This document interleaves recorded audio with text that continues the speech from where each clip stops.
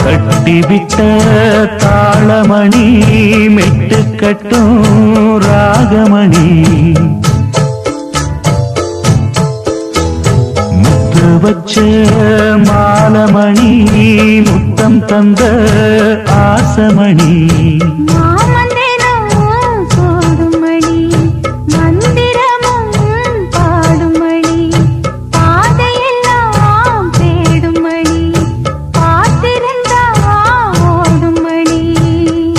Chinnamani Sindhumani